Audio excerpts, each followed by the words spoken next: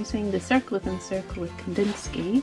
We've done the tree discs, and we're just taking inspiration of the colours from nature itself, all these beautiful birds that we can find here in British Columbia, and making them into birds.